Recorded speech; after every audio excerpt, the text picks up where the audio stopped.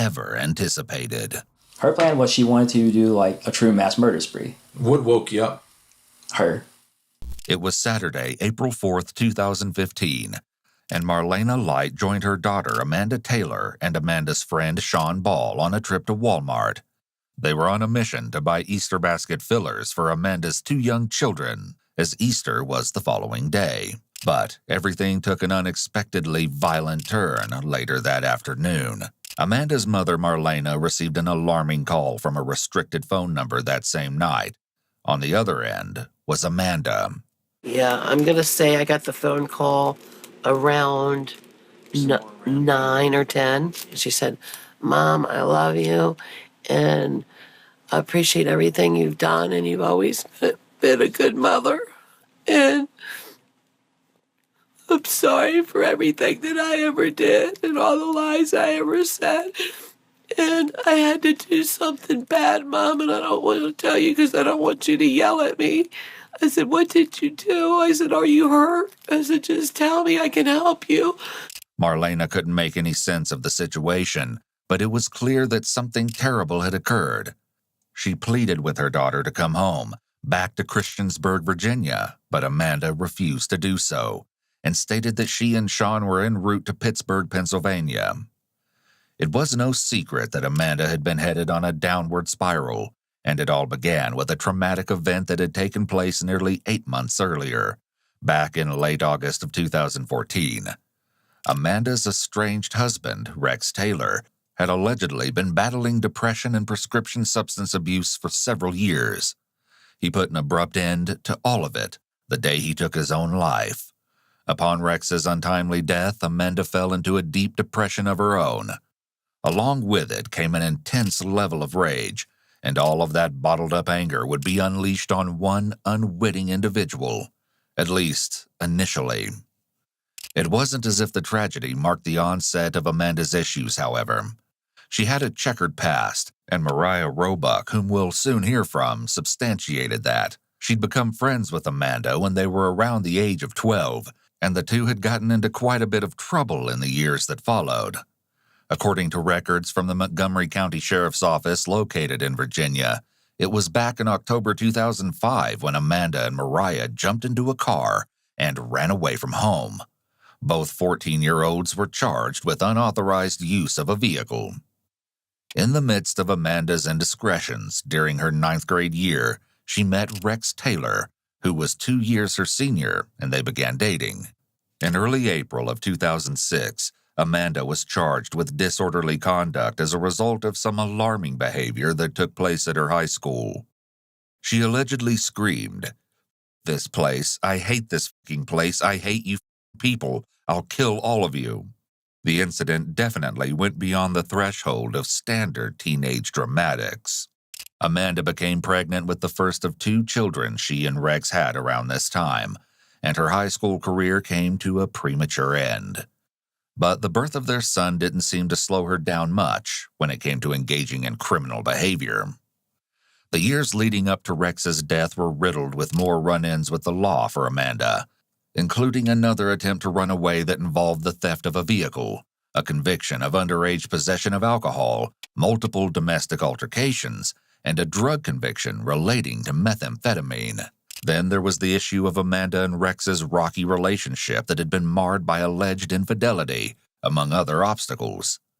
Finally, in April of 2014, the two went their separate ways, reportedly as a result of Rex's prescription substance abuse. He returned to the home shared by his father, Charles Taylor, and grandfather, Alan Taylor. 4 months later, his lifeless body was discovered in a shed on the property. So began Amanda's downward spiral that culminated in absolute tragedy. Her next crime was so gruesome, so shocking, that it was beyond words. But there was much more to the whole disastrous situation than initially met the eye. Elements of evil had been carefully hidden under the guise of revenge. And though the old adage advises us not to speak ill of the dead, dirty secrets like Rex's weren't meant to be kept. The appalling truths were about to make their way to the surface. You see, Amanda had developed a deep desire to kill, And according to Mariah, the inspiration behind it was none other than Amanda's late husband, Rex. She wanted to do Rex justice and make Rex proud. Rex had a profound fascination with serial killers. He brought that on her. He really did bring that on her. In actuality, his interest went far beyond fascination. He had connections with serial killers that unquestionably crossed the line. One particularly unnerving example was a long-distance friendship Rex had struck up with an imprisoned serial killer by the name of Paul Runge. The two wrote back and forth, and Rex went so far as to change his name on a social media account to Rex Runge. According to Amanda's friend Mariah, Runge sent Amanda $1,000 after Rex's death. In addition to the inappropriate relationships with convicted murderers, there was another alleged unspeakable act. Like Rex's obsession, Amanda's was further evidenced by some appalling revelations. Past social media posts under her account, where she took on the nickname Brunette Bomber, glorified mass murderers and their violent attacks, including Timothy McVeigh, known as the Oklahoma City Bomber, and Dylan Klebold and Eric Harris, the perpetrators of the Columbine High School massacre. It didn't end there, though. According to Amanda's parents, Marlena and William Light, Her favorite movie was that one where those two boys went in and shot up that school and then themselves. My dad said that on her Facebook she's been communicating with people from ISIS. She had 25 people from ISIS. Wish her a happy wish her a birthday. happy birthday. On the 27th, all kinds of weird, strange people. all the evidence seemed to be there. If only someone would have acted. It was clear she aspired to be one of those merciless killers she so idolized. Of course, it would start with what she depicted as revenge, but it would head in a direction even more sinister.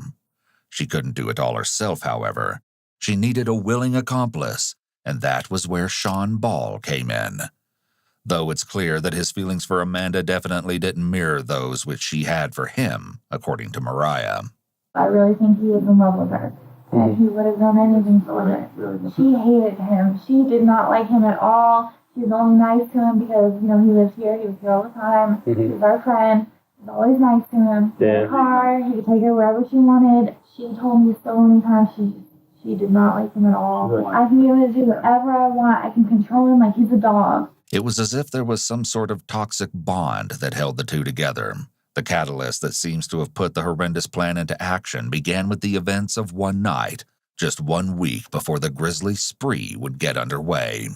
It was March 27th, 2015, and Mariah and her husband Johnny Roebuck were celebrating Amanda's 24th birthday. We took her I on her tried birthday to so- get her mind off of everything. Try to let her have fun, and everything was going good. And until then she wanted to go see Rex. And it's always a bad idea. She always just acts ridiculous every single time. She had a really, really big knife in her purse. She was at his grave. She had the knife out, and she was gonna, I don't know, Eventually kill us all. she was gonna slit her throat. Along with Amanda, Mariah, and Johnny that night was Sean, who had gifted Amanda that very knife for her birthday. As it would turn out, this was a poor choice on Sean's part. He had to physically put her in Sean's Jeep. He had her by her arms. Sean had her by her legs. They had to put her in the Jeep, Oh, take God. her to her mom. William Light, Amanda's stepfather, also bore witness to a portion of the mayhem that occurred that night. 2:30 in the morning, there's a knock at the door. She's out there fighting this Sean and Mariah's husband. And she's got a knife saying it was her birthday and it was Rex's birthday too. And she said it was their day and she was going to be with him. Well, she broke and ran. And the police caught her somewhere on down Radford Street. Well, they took her to St. Albans. Amanda was taken to Carillion Clinic at St. Albans Hospital, located in Christiansburg, Virginia, an inpatient psychiatric and substance abuse treatment center. Well, 3 or 4 days in St. Albans, we told them that she said that she was going to kill her children. They released her. Apparently, Amanda had made the very same disturbing statement to Mariah. How many kids did Amanda have? 2. 2 and 7? And yeah. And any time that she's ever said anything about, killing them or anything, she So she just wants them to be wrecked. She's not killing them because she hates them or anything like that. In her mind, she thinks that they can just go and that everything will be okay. Clearly, Amanda needed extensive help, well beyond what she had received at the treatment center in the few days she spent there. She was supposed to stay there until Friday. She checked out on a Wednesday. So April 1st, she wanted to come here. And Sean, he was our roommate. He was living in our basement. And I told him that she can't come here. That I don't feel like it's safe. Well, I wouldn't let her come back here, but I got social services up here, got paperwork that she couldn't take them children out of here. Amanda had worn out her welcome at the homes of both her parents and her closest friend. She'd run out of options. That was when her wannabe knight in shining armor, Sean, came to her rescue.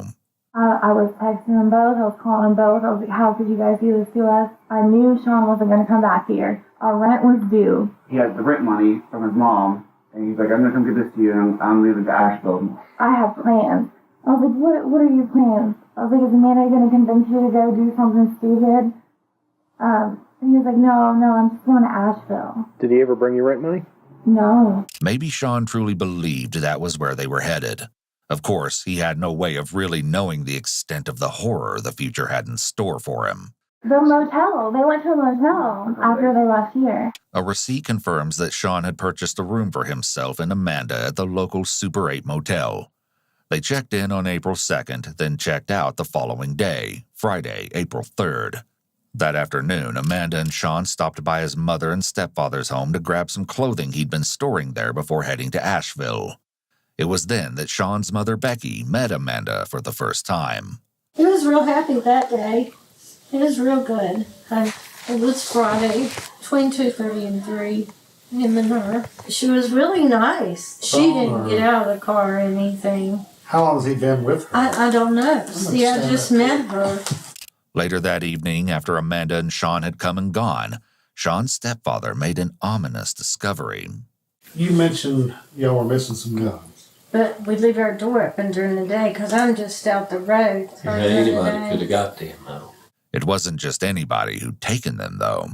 Now, was your safe broken into, or? It was open. Was that something you would notice right away? No, not really. Because they pushed it back, but it hadn't locked. And we never get in it because Roger doesn't hunt. No, see, the mistake I made was not changing the code. It was just like it came from Walmart. 1, 2, 3, 4, 5, 6. Oh, okay. They'd never anticipated the need to change the code, unfortunately. The following day, the horrendous plan came to fruition. But it wasn't until later that night that the ghastly discovery was made. 911, where's your emergency? We need an ambulance. I went in to turn the living room light on. I can see blood. Ma'am, I don't know. I didn't touch him, but it don't appear that he's breathing. Around the same time the 911 call was made, Amanda placed that upsetting call to her mother, Marlena. She said, Mom, I love you, and I appreciate everything you've done, and you've always been a good mother, and I'm sorry for everything that I ever did and all the lies I ever said. And I had to do something bad, Mom. Then the following day, Easter Sunday around noon, Amanda's mother-in-law received a distressing call. Though it came from a restricted source, Melissa Taylor knew right away that it was her daughter-in-law Amanda on the other end. She said she just couldn't stop stabbing him. I said, please stop. I said, please stop. You got them babies to think about. And she said she'd never get to see the babies again and that she wasn't going out of this world alive. I said, please don't hurt nobody else. She said she wasn't going to hurt nobody else. And that if the law goes to apprehend her, she would shoot. They're not going to take her alive. No one could have ever predicted the identity of the victim Amanda had targeted. The revelation would come as a complete and total shock. By this time, a manhunt was well underway for both Amanda and Sean.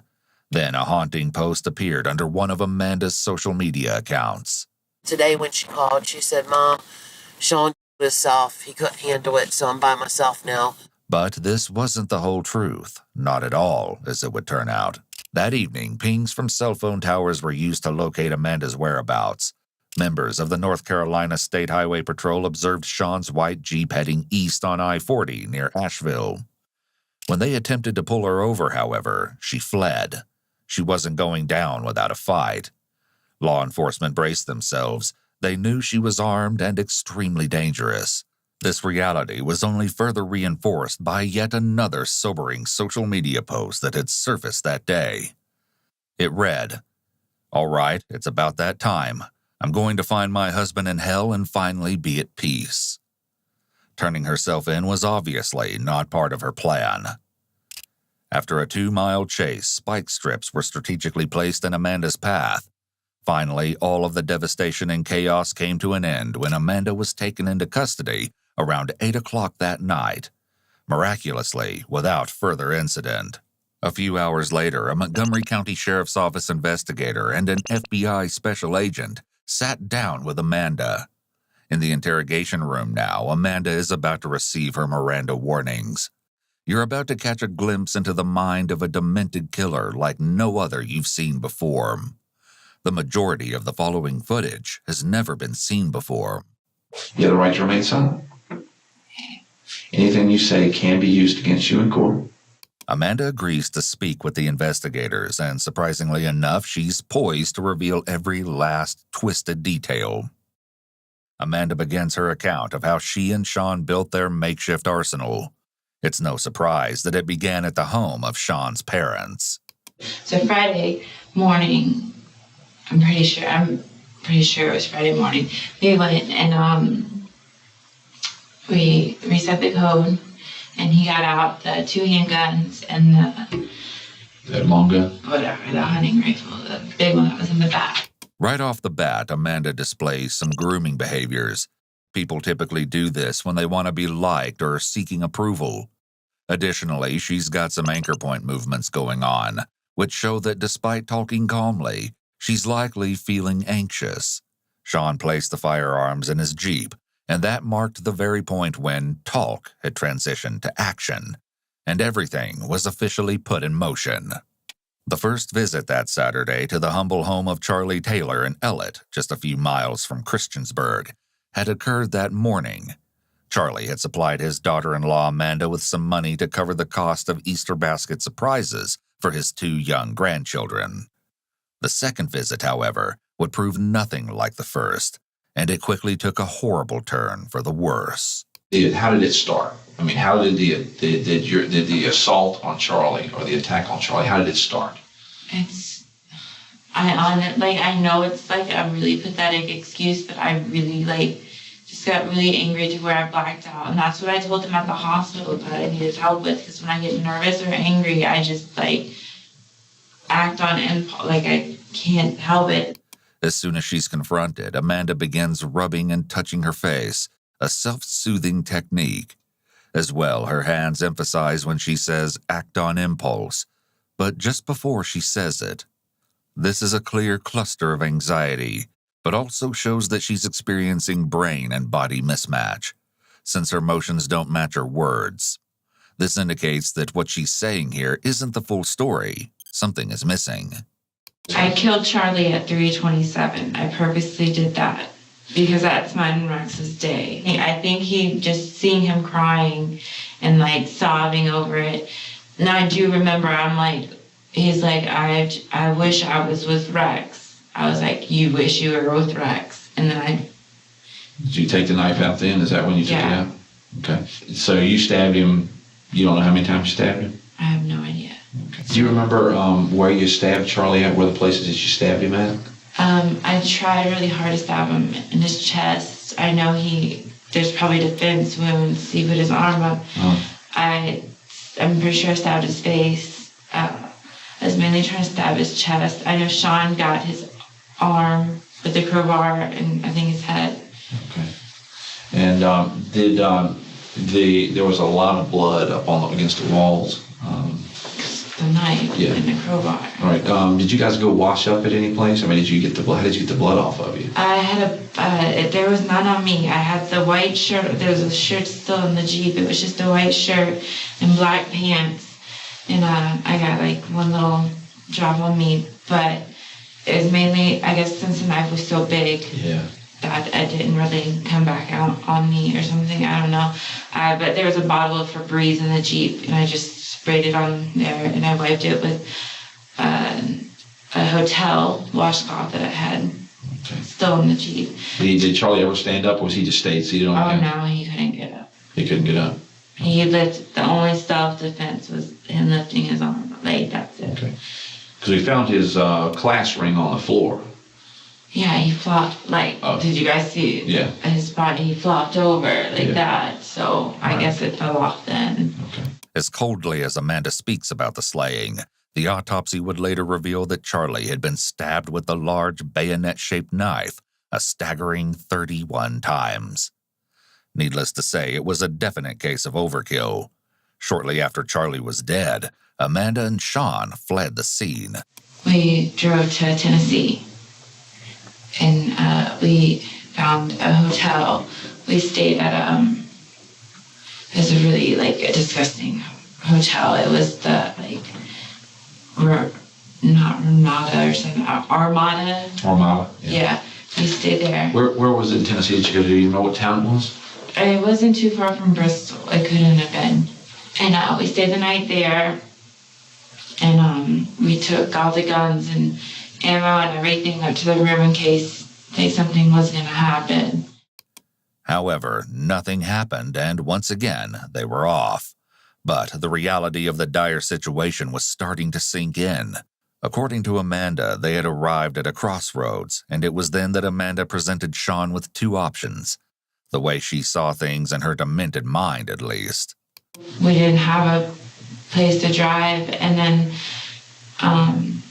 eventually... Amanda's hands are palm up as she retells her story, a position that can mean she's lacking confidence in what she's saying and is asking to be believed. As she speaks, Amanda uses a lot of ums.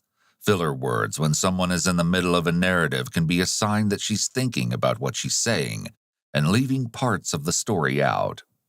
I told him, I'm like, if we're going to survive, we're running out of gas. We have no money. All our money was gone. Mm-hmm. We're either going to have to kill people and get it, or we're going to turn ourselves in. What did he say when you said that? Nothing. According to Amanda, Sean was writing a farewell letter to his family as he was planning to take his own life.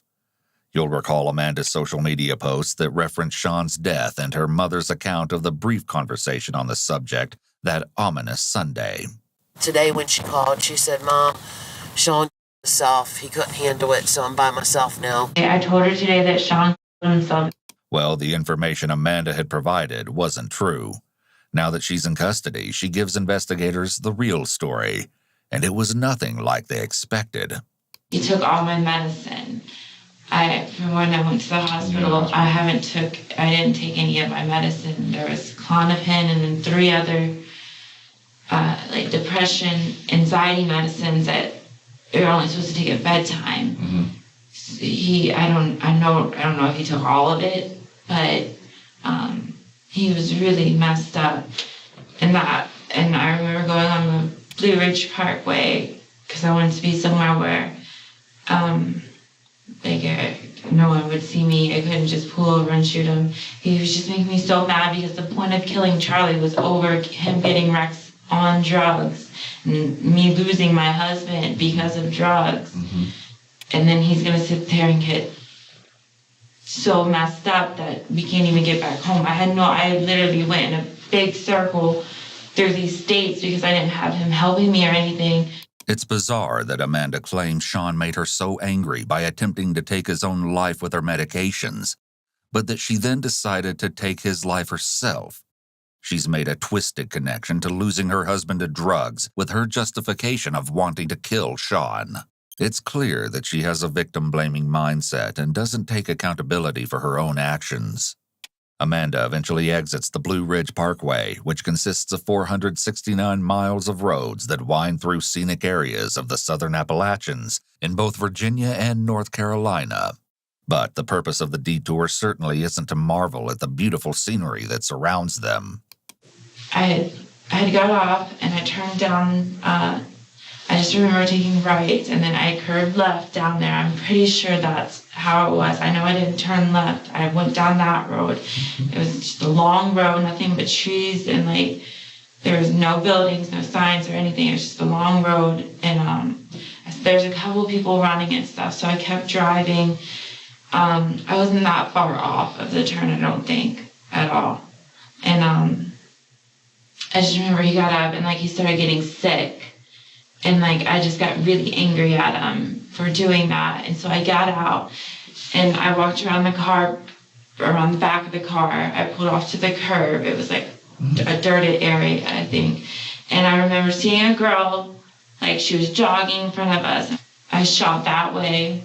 And then I remember seeing her fall. Oh. And I just remember Sean saying that gun was super loud. So that's the only reason I like shot at her, is because I was scared that like, okay, so you shot her. Freak out and flag down a car or something. Amanda's ability to target an innocent girl running away from her further demonstrates that she is a cold-blooded, psychopathic murderer. She has no qualms about potentially murdering a stranger. After he heard the gun, he kind of like came to a little better. And did you see where the bullet impacted? Or you just saw her I didn't fall pay down? attention to her. I just wanted to shoot Sean. Okay.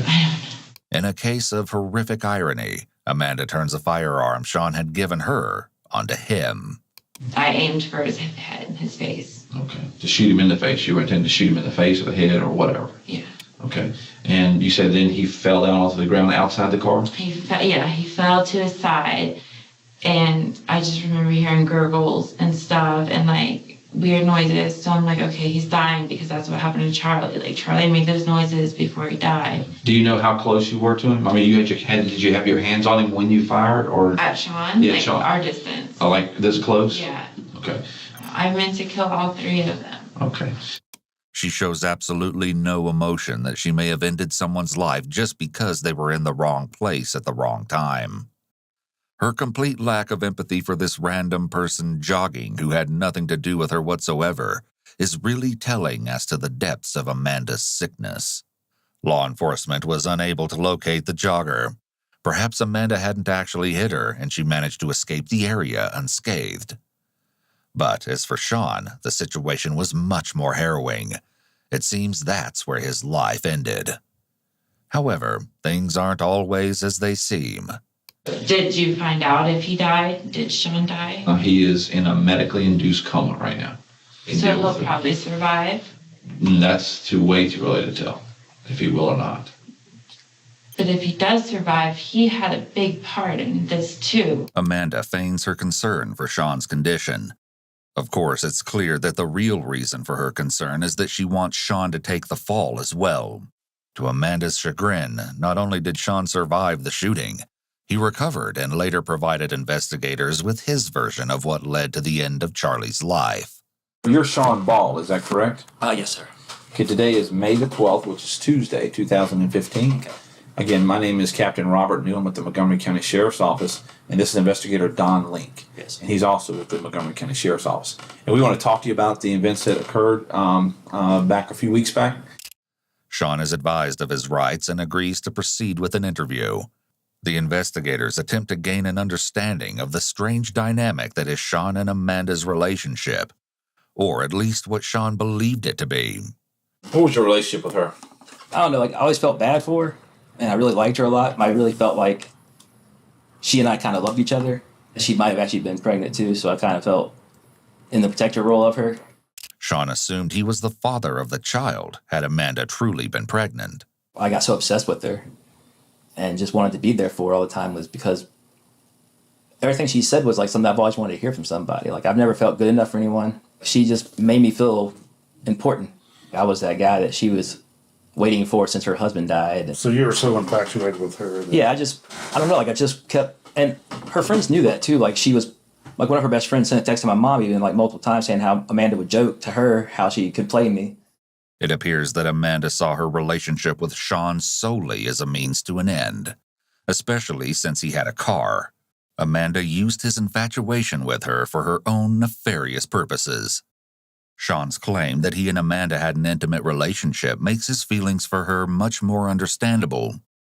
It also demonstrates how cold, calculating, and manipulative Amanda was.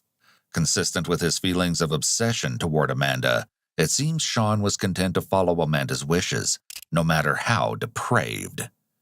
Sean tells investigators about when he and Amanda arrived at Charlie Taylor's house somewhere around 3 o'clock that fateful Saturday afternoon. We sat there and talked for, 20, 30 minutes, and he starts getting emotional, so I get up, because I was sitting on the couch, smoking cigarettes, he and I were. She doesn't smoke. But then she flops on the couch next to him. Then it's as if a switch is flipped. Amanda's demeanor drastically changes.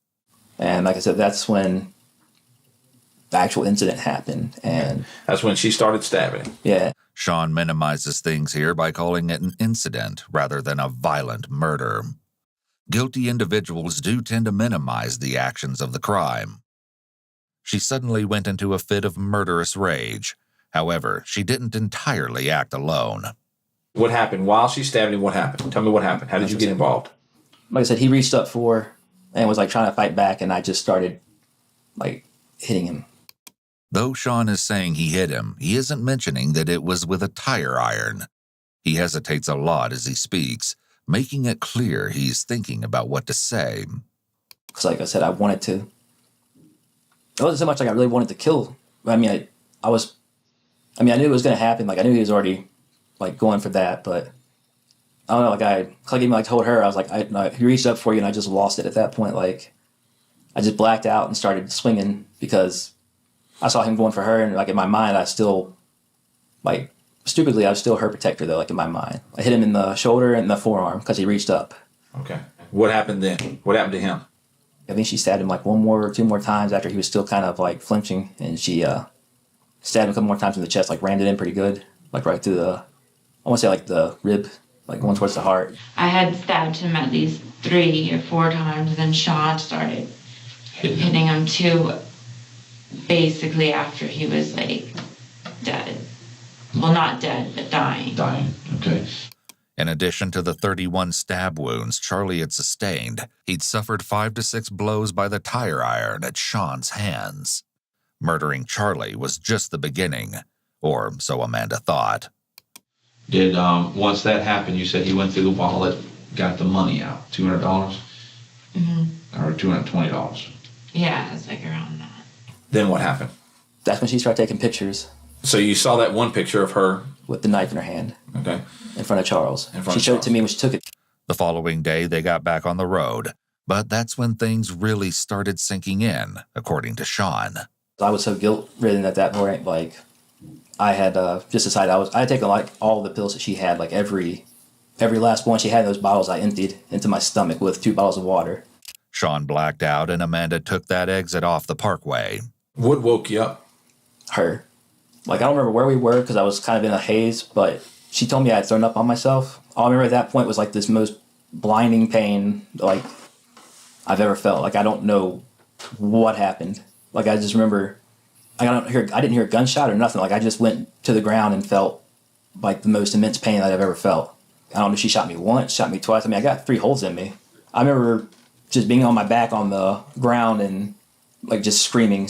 And then she drove off. I do remember that part because, like I said, I lost color in my sight, actually. I don't know how to describe that. I couldn't see anything hardly, but I remember her, waving goodbye to me, and she just drove off in my Jeep. It was mind-blowing how quickly the tables had turned. Sean had shifted from willing accomplice to target of Amanda's unrelenting wrath. He never said he couldn't handle it. Couldn't handle it. But before that, the past few weeks, all he talked about is how he was a Marine and he loved killing and he just wanted to go on a spree killing and how he wants to be the real life natural born killers and all that. I'm into movies and I'm into that stuff. I never really thought I would do something like that. I think he just he couldn't do it. Again, her hands go palm up when she's talking, along with her hand gesture mismatching with her words. What's most interesting, though, is that she suddenly starts anxiously stuttering here, which she hasn't done before. I'm into movies and I'm into that stuff. I never really thought I would do something like that. I think he just didn't. He couldn't do it. She suddenly seems desperate to say the right thing. Amanda also grooms her hair again. She wants to be liked and be believed in this moment. The only reason individuals in interrogation worry about being liked is because they're trying to be deceptive and want their deceptions believed by the officers. People telling the truth don't need to be liked. Here, however, it seems that Amanda isn't being entirely truthful. She had made other plans. And seeing as how Sean was a combat veteran and considering all the atrocities he'd witnessed during his tour in Afghanistan, Amanda assumed he'd remain unaffected by his part in Charlie's murder. You said he told you he was in the military? Yeah, he said he was a Marine. Okay. Is that true? Sean's stepfather weighed in on this particular matter during a police interview. He was infatuated with Yeah. military. He was. He wanted to go to the military, but he never did graduate from high school. So he couldn't get in. His friends sent him And it stuff. might have been good if he had got in. Is that true? No. He was never, he never went to Afghanistan. No. Are you kidding me? No, he was never in the military. He went to jail for a few years, but not in the military. Never been in the military. In 2010, Sean was charged with 24 counts of felony burglary. He received a 3-year prison sentence as part of a plea deal. He gave my son, like, all sorts of, like, stuff that apparently came from Afghanistan. He lied about a lot. He lied that's I don't even know. I don't want to even say anything about that. It just makes me really mad. It was all just another lie. When it seems as if the loose ends have been mostly tied up, the investigator introduces a whole new topic into the mix. Have you done anything like this before? I mean, like, have you ever done anything like this before? Kill people? Yeah. No. Were you ever present when someone else was hurt or killed?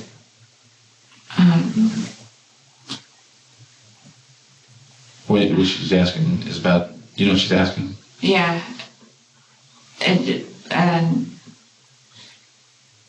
No. No. The question as to whether she was ever present when someone else was hurt or killed seems to catch Amanda off guard, and she struggles to respond. Although ultimately her answer is no, her reaction seems very deceptive, and her hesitation implies yes. She's clearly very anxious at this point in the interrogation, and this line of questioning is very uncomfortable for her. You took a long time to answer that question. Is that because you just don't want to tell us? I won't talk about it. No. I know it might help me, but... Well, just give me a hint. It's something that Rex did. Something Rex did? Yeah. Well, are you worried that you'll hurt Rex's memory or something? I just gave him my word, and I'm not gonna... Right. Rex kept all his secrets. There's plenty of bodies Rex knew where Bill Snuff, or whatever his name is, Rex knew a lot of stuff, and he always kept his word. One can't help but wonder if there had been other victims, in addition to the young woman described by Amanda, who had allegedly suffered a brutal beating before Rex took his own life. A horrific possibility, but certainly not implausible. Clearly, she'd planned out what to say about killing Charlie and Sean's attempted murder, but this line of questioning wasn't something she anticipated. But as it turns out, this particular investigator has known of Rex's unsavory interests for quite some time. My specialty is in, I don't think I really introduced myself other than you may have met me a while back.